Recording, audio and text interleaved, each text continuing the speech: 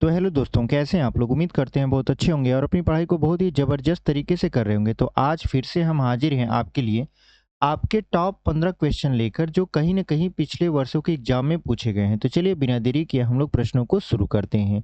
देखिए, हमारा जो पहला प्रश्न रहने वाला है, वो कुछ इस तरीके से है कि एक दुकानदार एक सोफ़ा सेट पर 12% की छूट देकर उसे 17,776 रुपए में बेचता है।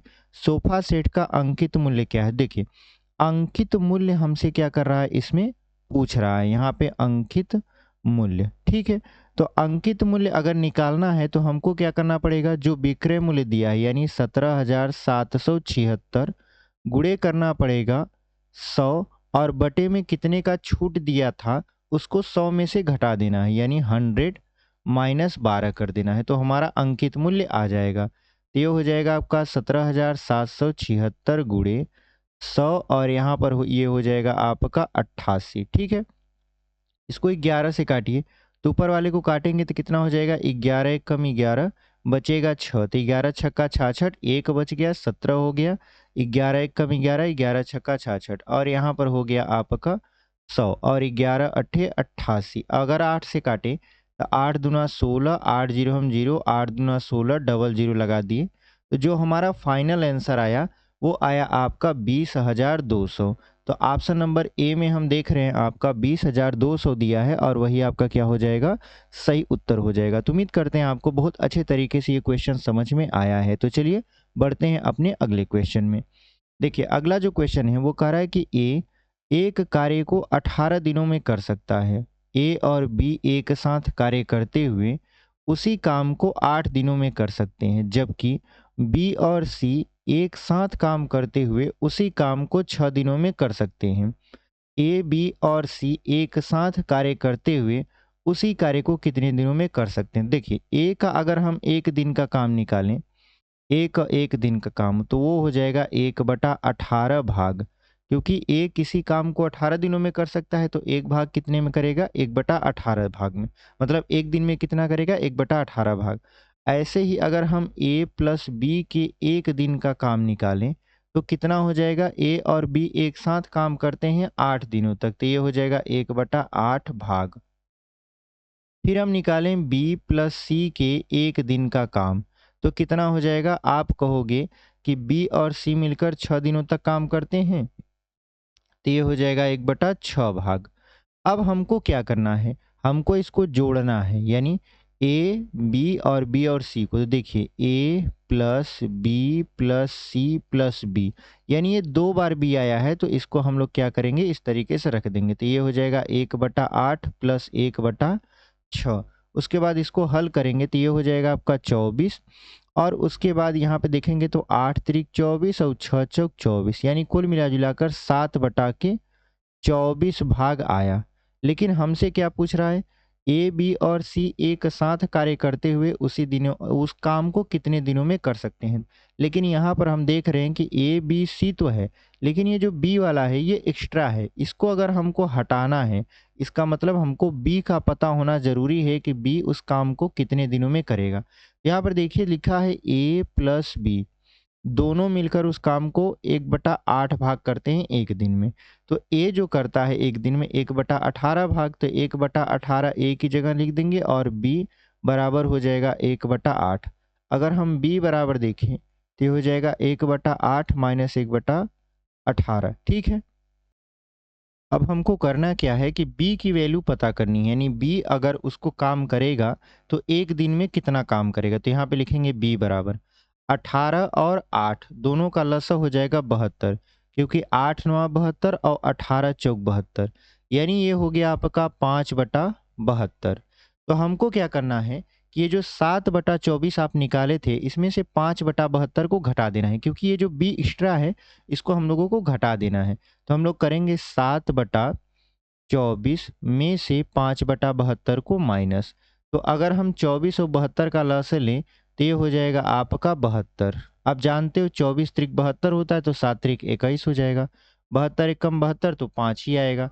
तो कुल मिला जुला कर अगर हम 21 में से 5 को देखें तो 16 आ जाएगा, 16/72। तो आप जानते हो कि 8 दूना 16 और 8 नवा 72, यानी आ गया आपका 2/9।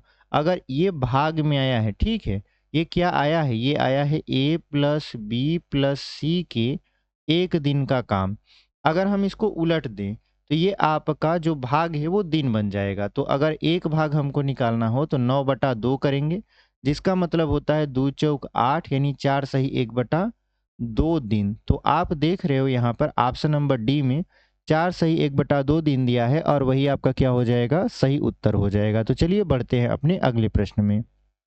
देखिए, हमारा जो अगला प्रश्न है वो कह रहा है किसी बाल्टी का 4/11 भाग 4 मिनट में भरता है, शेष बाल्टी को भरने में लगने वाला समय बताइए। तो यहाँ पे देखिए 4/11 भाग भरता है कितने में, 4 मिनट में, ठीक है, 4 मिनट में। तो आप कहोगे कि एक भाग कितने मिनट में भरेगा, एक भाग जो है वो कितने मिनट में भरेगा, तो आप कहोगे 4 गुणे कर दीजिए 11 और यहाँ पे कर दीजिए क्या आपका बटे 4। तो 4 से 4 खत्म हो जाएगा, मतलब एक भाग भरेगा 11 मिनट में, ठीक है। अब यहाँ पर कह रहा है कि अगर हमको बताना है कि आपका ये जो शेष बाल्टी को भरने में लगने वाला समय उसको बताइए, तो क्या करना है, सबसे पहले पता करना है कि 4/11 भाग भर चुका है तो शेष कितना है। तो आप कहोगे जो शेष है वो है आपका 1 माइनस 4/11, मतलब 7/11 भाग अभी शेष है, ठीक है। अब यहाँ पर हमको क्या करना है कि अगर एक भाग जो है आपका, एक भाग भरने में 11 मिनट का समय लगता है, ठीक है, एक भाग भरने में कितने मिनट का समय लगता है आपका, 11 मिनट का समय लगता है। तो आप समझिए कि यहाँ पर 7/11 भाग भरने में कितना मिनट का समय लगेगा।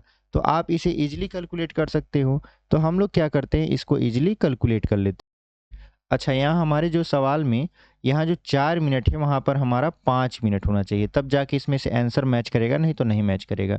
यहाँ जो 4 मिनट था उसकी जगह 5 हो जाएगा। तो अगर यहाँ पर 5 मिनट है तो ये हो जाएगा 5, तो 11 पचे हो जाएगा यहाँ पर 55, ठीक है। यहाँ पर हो जाएगा आपका 55/4 मिनट, ठीक है। तो एक भाग को भरने में हमारा 55/4 मिनट लगता है, ठीक है।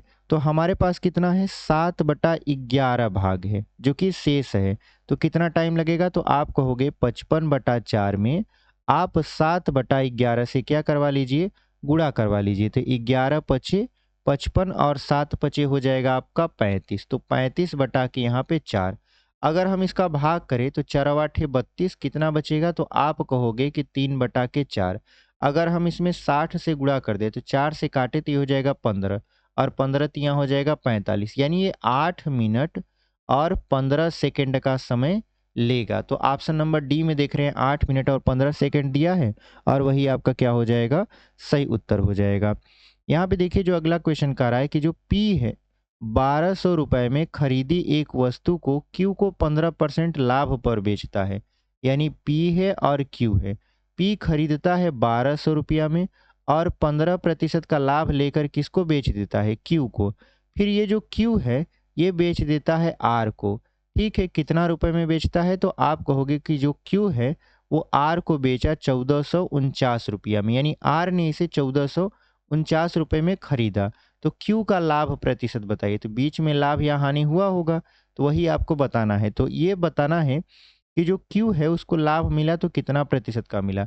तो सबसे पहले यहाँ पे ये ध्यान दीजिए कि 1200 रुपया में खरीदी एक वस्तु को क्यू को 15% लाभ पर बेचता है, तो ये क्यू खरीदा कितने में, तो यानी क्यू का ये जो विक्रय मूल्य है वो कितना होगा। तो आप कहोगे 1200 गुणे 15 है तो 15 को यहाँ पे 100 प्लस 15 बटा के 100 कर दोगे, ठीक है। यानी क्रय मूल्य प्लस 100 प्लस लाभ बटा के 100। यहाँ पर डबल जीरो काट दीजिए तो ये हो जाएगा आपका 12 गुणे 115। तो 12 पंचे 60 कर दीजिए, 12 कम 12 6 18, फिर 12 कम 12 1 13। यानी जो क्यू है वो आपका खरीदा उस वस्तु को 1380 रुपया में। अब 1380 रुपया में खरीदा और बेच रहा है 1449 में, तो जाहिर सी बात है उसको लाभ होगा। तो लाभ कितने का हुआ, तो आप कहोगे कि विक्रय यानी 1449 रुपये में से क्रय मूल्य 1380 को घटा दीजिए तो यहाँ पे हो जाएगा 9 और 14 में से 8 गया 6, यानी बचेगा 59 रुपया। तो 59 रुपया का उसको लाभ हुआ, लेकिन हमको जो लाभ बताना है वो लाभ नहीं बताना है, लाभ प्रतिशत बताना है। तो लाभ प्रतिशत बराबर क्या फार्मूला होता है? लाभ गुणित 100 बटे में क्रय मूल्य। ठीक है, तो लाभ कितना है? 59 रुपया का, गुणे 100। खरीदा कितने में था? तो खरीदा था 1380 रुपया में। एक जीरो से एक जीरो खत्म हो गया, 59 दुना होता है 138 और 2 से 10 को काट दिए तो कितना आ गया आपका? 5%। तो कितने का लाभ हुआ? उसको 5% का लाभ हुआ। ऑप्शन नंबर सी आपका क्या हो जाएगा? सही उत्तर हो जाएगा। तो उम्मीद करते हैं आपको बहुत अच्छे तरीके से ये समझ में आया है। देखिए, अगला जो क्वेश्चन है वो कर रहा है संख्याओं ए बी और बी सी सी डी के औसत जो है वो है 9, 6 और 4। यानी ए प्लस बी का जो एवरेज है वो है आपका 9 और बी प्लस सी का जो एवरेज है वो है 6 और सी प्लस डी का जो एवरेज है वो है 4। तो कह रहा है कि ए और डी का औसत बताइए। इसका क्या बताना है? ए और डी का एवरेज आपसे पूछ रहा है। तो आप जानते हो कि जो एवरेज होता है यानी औसत होता है वो योग बटा के संख्या होता है। योग बटा के क्या होता है? संख्या, यानी पदों का योग बटे पदों की संख्या। अब यहाँ पर दो पद हैं ए और बी, तो ए और बी को जोड़कर बटा 2 कर देंगे तो कितना आ जाएगा? 9। यानी ए प्लस बी बराबर ये हो जाएगा 18। तिर्यक गुणा करवा देंगे। ऐसे ही आपका b प्लस सी बराबर क्या हो जाएगा? 6 है इसका 2 गुना यानी 12 और c प्लस डी कितना हो जाएगा? 8 हो जाएगा, क्योंकि 4 का 2 गुना 8 कर देंगे। अब इन सभी को जोड़िए, यानी a प्लस बी, फिर यहाँ b प्लस सी और यहाँ पर c प्लस डी। इस तरफ का जोड़िए और ये जो 18, 12 और 8 है जोड़िए इसको। तो 18 और 12 कितना हो जाएगा? 30। 30 और 8 हो गया 38। इन सभी को जोड़ेंगे तो ये हो जाएगा 2a प्लस बी प्लस सी, क्योंकि 2 सभी में कॉमन मिल रहा है। ये हो जाएगा 38। अगर 2 से काट दें इसको, ये a प्लस बी प्लस सी बराबर हो जाएगा 19।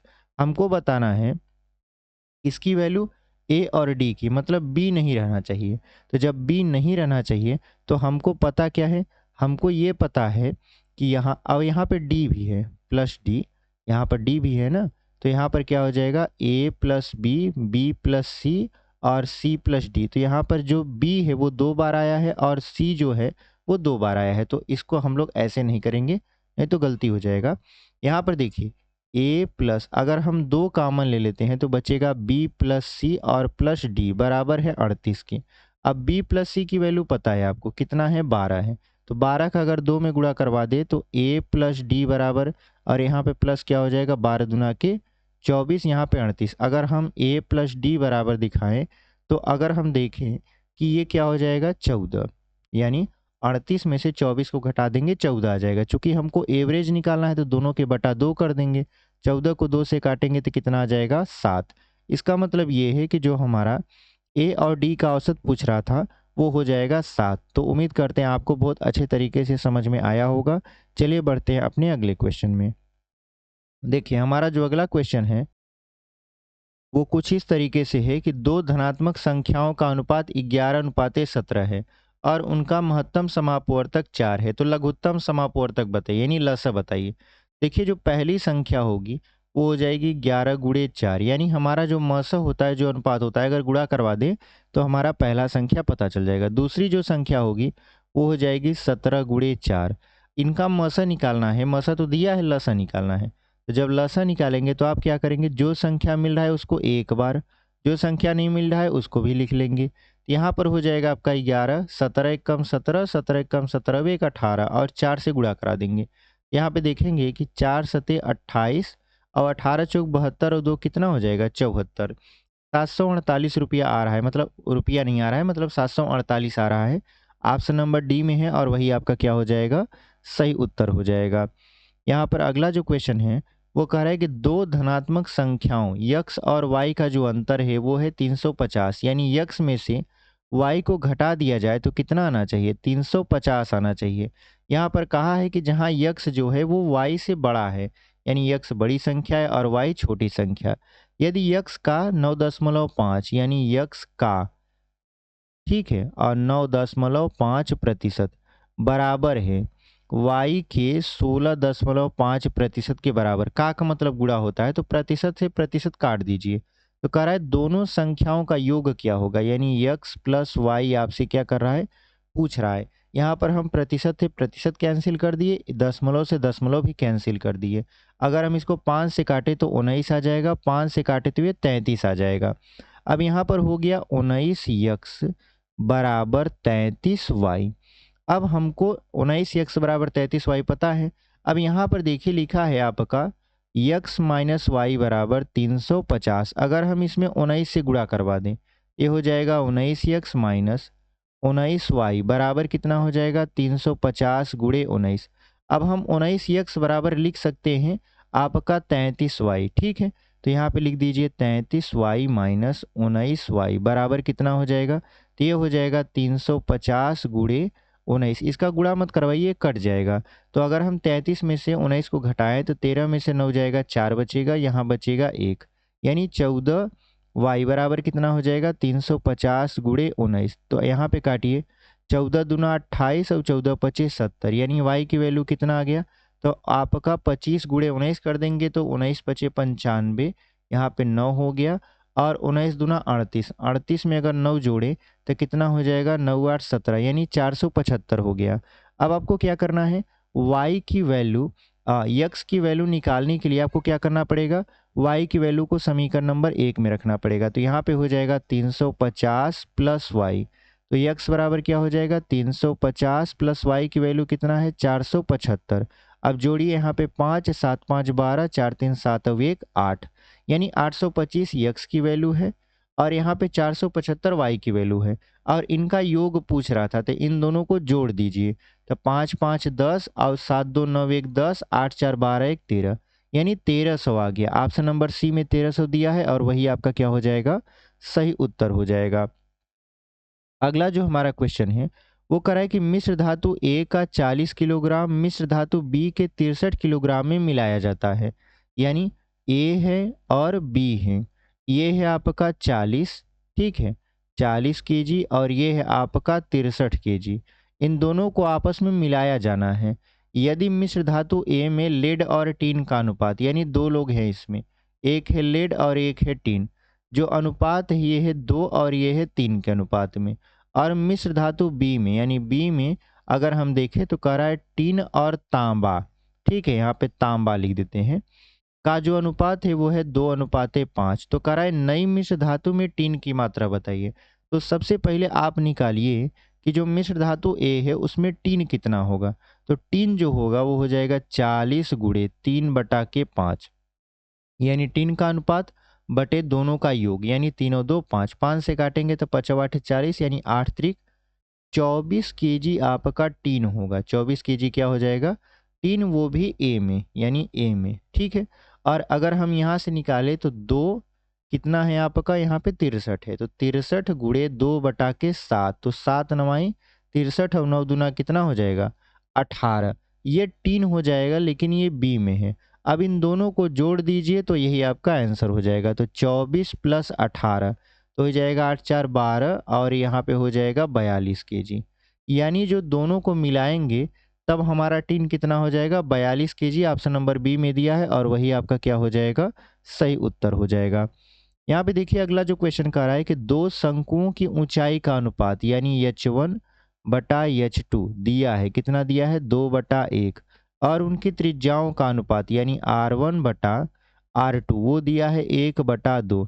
कह रहा है उनके आयतनों का अनुपात बताइए, यानी v1 बटा v2 आपसे क्या कर रहा है, पूछ रहा है। तो आप कहोगे कि शंकु का जो आयतन होता है, यानी शंकु का आयतन, ठीक है, शंकु का आयतन कितना होता है, तो आप कहोगे 1/3 पाई आर स्क्वायर एच होता है। तो यहाँ v1 बटा v2 अगर करेंगे तो पहला का हो जाएगा 1/3 पाई आर स्क्वायर 1h1 बटे 1/3 पाई आर स्क्वायर 2 और h2। तो 1/3 पाई 1/3 पाई खत्म हो जाएगा, तो क्या बचा, इसको लिख सकते हैं आर स्क्वायर 1 बटे आर स्क्वायर 2, और गुणे हो जाएगा h1 बटा h2। तो r1 और r2 को देखें तो ऐसे लिख सकते हैं r1 बटा r2 का इस तरीके से स्क्वायर गुणे h1 बटा h2। तो r1 बटा r2 की वैल्यू कितना दिया है, तो आप कहोगे 1/2, तो इसका स्क्वायर हो जाएगा गुणे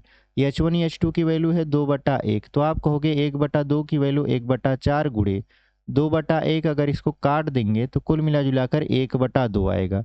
यानी इनके आयतनों का जो अनुपात है वो है 1:2। तो ऑप्शन नंबर सी में दिया है 1:2 और वही आपका क्या हो जाएगा, सही उत्तर हो जाएगा।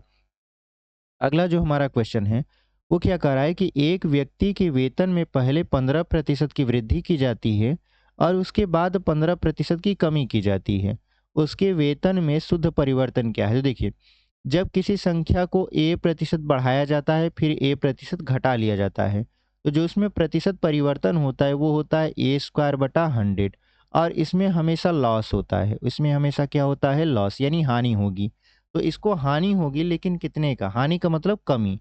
तो ये जो a है ये 15 है, ठीक है, क्योंकि 15 बढ़ रहा था 15 घट रहा था। तो 15 का हम लोग स्क्वायर कर देंगे और बटा कर देंगे 100।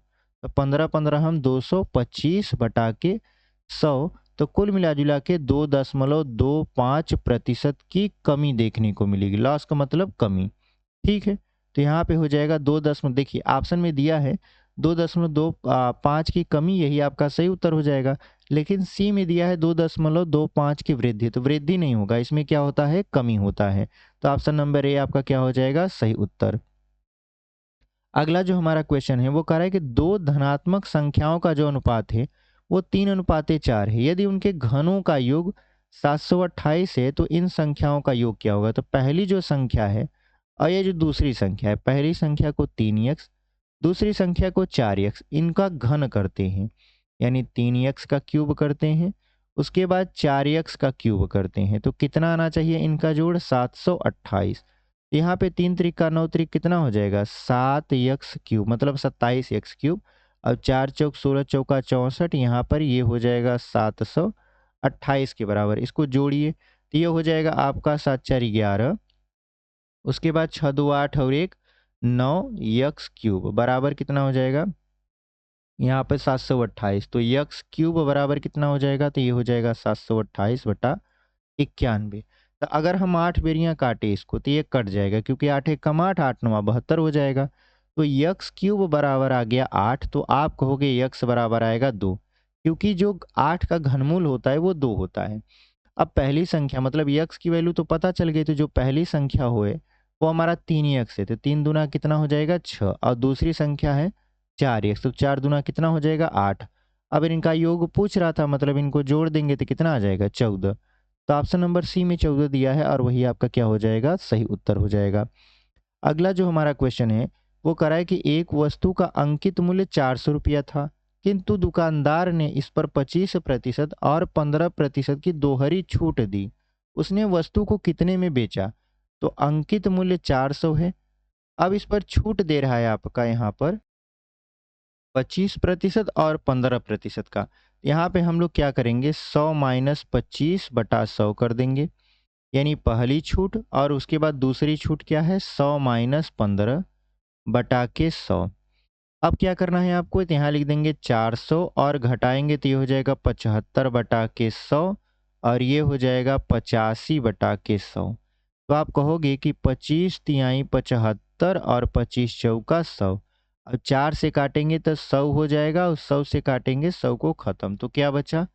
3 गुणे 85, तो गुणा करा दीजिए। 3 पचे 15 और 3 आठे 24 और 1 25, यानी 255 रुपया। तो ऑप्शन नंबर बी में हम देख रहे हैं 255 रुपया दिया है, और यही आपका क्या हो जाएगा? सही उत्तर हो जाएगा। अगला जो हमारा क्वेश्चन है वो कह रहा है कि मोहन और रमेश मिलकर एक कार्य को 15 दिनों में पूरा कर सकते हैं। मोहन राकेश से 50% अधिक कुशल है। अकेले मोहन द्वारा कार्य को पूरा करने में लिया गया समय बताइए। तो यहाँ पे देखिए मोहन है, उसके बाद यहाँ पर है आपका रमेश, ठीक है। अब मोहन अगर रमेश किसी काम को x दिनों में कर सकता है तो ये 50% अधिक कार्यकुशल है। यहाँ पर हो जाएगा कितना इसका? ये हो जाएगा यक्स का 50% अधिक, तो मतलब 100 में 50 जोड़ेंगे, 150/100 कर देंगे, काट देंगे तो ये हो जाएगा आपका 25 छक्का 150, या ऐसे कर दें 5 तिहाई 15 5 दूना 10, यानी ये हो जाएगा 3x/2। अब अगर हम देखें रमेश कितना काम करेगा तो 1/x प्लस मोहन का कितना हो जाएगा? 1/3x/2, ये एक दिन का काम है इनका, ठीक है, ये दोनों का एक दिन का काम है। बराबर कितना हो जाएगा, तो कुल काम 15 दिनों में करता था, तो एक काम कितने भाग करेगा एक दिन में, तो 1/15 भाग, ये हो जाएगा 1/x प्लस यहाँ पर 1 अब ये जो 2 है ये ऊपर चला जाएगा, तो 2 बटा यहाँ पर हो जाएगा 3x बराबर 1/15। अब क्या करना है यहाँ पर, अब हम जानते हैं कि इसका लसा लेना है, तो ये हो जाएगा 3x, तो यहाँ पर हो जाएगा 3, यहाँ पर हो जाएगा 2 और ये हो जाएगा 1/15। 3 से काटेंगे, 3 पचे 15 और 2 3 5, 5 का 5 में गुणा करा देंगे तो कितना आ जाएगा, 25 आ जाएगा यक्स बराबर। अब देखिए यक्स हमने माना था राकेश को, ठीक है, लेकिन ये जो है आपका, चूंकि आप जानते हो कि कार्यकुशल जो परसेंटेज होता है ये इसका इधर हो जाएगा, इसका इधर हो जाएगा, तो यहाँ पर ये जो 25 आया है ये किसका आया है, ये आया है आपका मोहन का। तो ऑप्शन नंबर डी में दिया है आपका मोहन और यही आपका सही उत्तर हो जाएगा, मतलब 25 दिन दिया है और यही आपका क्या हो जाएगा, सही उत्तर। अगला जो हमारा क्वेश्चन है वो कह रहा है कि एक कार पहले 272 किलोमीटर की दूरी 40 किलोमीटर प्रति घंटा की औसत चाल से और अगले 85 किलोमीटर की दूरी 50 किलोमीटर प्रति घंटा की औसत चाल से तय करती है। पूरी यात्रा के लिए औसत चाल बताइए। देखिए औसत जो चाल होता है, एवरेज जो स्पीड होता है वो होता है कुल दूरी बटा कुल समय। तो कुल दूरी तो हमको पता है 272 प्लस आपका 85, लेकिन कुल समय हमें नहीं पता है। तो ये जो पहला समय लेगा 272 किलोमीटर की दूरी 40 किलोमीटर प्रति घंटा की चाल से तय करने में, तो आप जानते हो समय बराबर होता है दूरी बटा के चाल। दूरी है आपका 272 और चाल आपका है 40, फिर यहाँ पर प्लस करना है। उसके बाद जो आपका दूरी है वो है 85 और जो चाल है वो है 50। आप जानते हो कि 40 और 50 का जो लसा होता है वो होता है 200, ठीक है। तो ऊपर का अगर जोड़ें तो 5 2 7 हो जाएगा, 8 7 15 हो जाएगा, यहाँ 3। और नीचे अगर देखें तो ये हो जाएगा 200। आप जानते हो 4 पंचे 20, तो 5 दूना 10 और 5 सते 35, 1 36 और 5 दूना 10 3 13 हो जाएगा। फिर प्लस क्या हो जाएगा, 5 चौक 20, तो 4 पंचे 20, 4 आठे 32, 32 और 2 हो जाएगा 34। तो ये हो जाएगा 300 यहाँ पे 57 गुणे 200 और बटे में क्या हो जाएगा, इसको जोड़ेंगे तो 0 6 4 10 3 3 6 1 7 और यहाँ 1 डबल जीरो खत्म। 17 से इसको काटेंगे, 17 दूना 34, 17 एक कम 17, यानी ये हो गया 21 गुणे 2। तो 21 दूना कितना होता है, 42। इसका जो एवरेज आया वो आया 42 किलोमीटर प्रति घंटा। तो ऑप्शन नंबर डी में दिया है और वही आपका क्या हो जाएगा, सही उत्तर हो जाएगा, यानी option number D is the right answer. चलिए बढ़ते हैं आगे। देखिए अगला जो हमारा सवाल है इस पूरे वीडियो का सबसे लास्ट सवाल, वो क्या कह रहा है कि एक व्यक्ति ने एक कार 3,80,000 रुपए में बेची और उसे 5% की हानि हुई। 15% का लाभ प्राप्त करने के लिए कार का विक्रय मूल्य कितना होगा। तो सबसे पहले देखिए 3,80,000 में कार बेची गई है, ठीक है, और 5% की हानि पर बेची गई है, तो क्रय मूल्य कितना होगा। तो आप जानते हो क्रय मूल्य बराबर क्या होता है, विक्रय मूल्य, यानी 3,80,000 गुणे 100 बटे में 100 माइनस हानि। तो 100 में से हानि को घटाएंगे जो कि कितना है 5%, तो बचेगा 95। अब इसको काट दीजिए, 19 दूना 38, यानी ये हो जाएगा आपका 4 जीरो और 19 पचे 95 और 5 से काटेंगे तो ये हो जाएगा 5 दूना 10, यानी ये 20 हो जाएगा। कुल मिला जुला के ये आएगा 4 लाख, ठीक है, यानी कितना आ जाएगा आपका 4 लाख आ जाएगा, यानी ए आपका 4 लिख के 5 जीरो, तो यहाँ पे 2 2 4 1 5 जीरो, यानी 4 लाख रुपए की कार थी, लेकिन उस व्यक्ति ने क्या किया कि 3,80,000 में बेच दिया, जिसकी वजह से उसको 5% का हानि उठाना पड़ा। अब इस 4 लाख वाली कार को वो क्या करे, कितने में बेचे कि उसे 15% का लाभ हो। तो आप कहोगे कि विक्रय मूल्य पूछ रहा है तो क्रय मूल्य प्लस 100 प्लस लाभ, यानी 100 प्लस लाभ मतलब 15 बटा के 100 कर देंगे, आंसर आ जाएगा। डबल जीरो काट दिए तो बच गया आपका 4,000 और यहाँ पर क्या हो जाएगा, गुणे हो जाएगा 115। तो यहाँ पे आप जानते हो 15 चौका 60 और 4 एक कम 4 और 3 जीरो लगा देंगे, यानी व्यक्ति जो है वो 4 लाख की कार को अगर 4,60,000 रुपए में बेचे तो उसको 15% का लाभ होगा। तो ऑप्शन नंबर सी में दिया है 4,60,000 और वही आपका क्या हो जाएगा, सही उत्तर हो जाएगा। तो उम्मीद करते हैं आपको बहुत अच्छे तरीके से ये 15 प्रश्न जो कि आपका कहीं ना कहीं प्रीवियस ईयर में किसी न किसी एग्जाम में पूछे गए थे बहुत अच्छे तरीके से समझ में आया होगा। और अभी तक चैनल पर बने हुए हैं तो चैनल को ज़रूर सब्सक्राइब करिए। वीडियो पसंद आए तो लाइक करिए, अपने दोस्तों तक भी इसे शेयर करिए। तो मिलते हैं आपसे एक अगले वीडियो में, तब तक के लिए धन्यवाद।